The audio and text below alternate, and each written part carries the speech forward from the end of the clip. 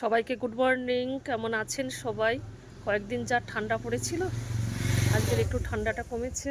আজকের পৌষ সংক্রান্তি, আজকের ওয়েদারটাও খুব সুন্দর, একদম ঝলমলে রোদ।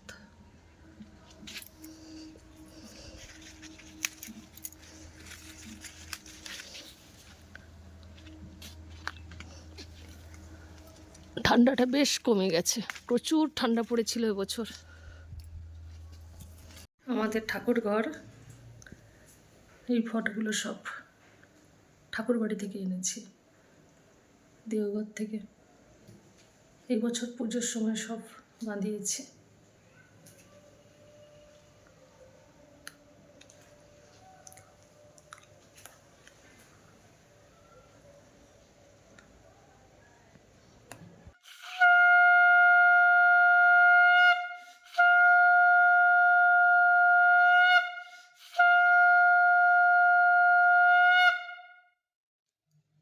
পিঠে বানাবো। প্রথমে পুরটাকে বানিয়ে নিচ্ছি নারকেল করা আর খেজুর গুড় দিয়ে। যে চালটাকে গুঁড়ো করে নিয়েছি, এর পাশে হাঁড়িতে গরম জল বসিয়েছি। গুড় দিয়ে পুর বানাচ্ছি, এই জন্য একটু লাল হয়েছে। চিনি দিয়ে করলে সাদা হয়।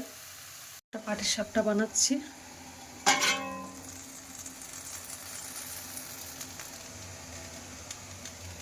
পুলি পিঠে বানাবো। পুরটাকে বানিয়ে নিয়েছি, এবারে চালটাকে একটু লবণ দিয়ে একটু ভেজে নেব, তারপরে গরম জল দিয়ে মেখে নেব। চালটা একটু ভেজে নিলে বেশ চিটটা ভালো হয়।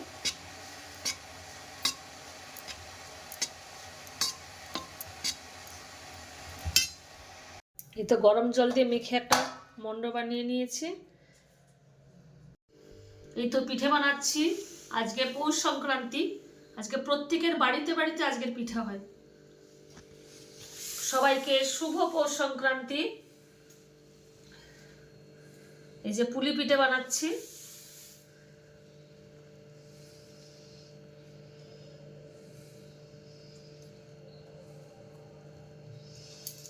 এই তো পিঠেগুলো সব ঝাঁঝরিতে সাজিয়ে দিয়েছি, এবারে ঢাকা দিয়ে দেব।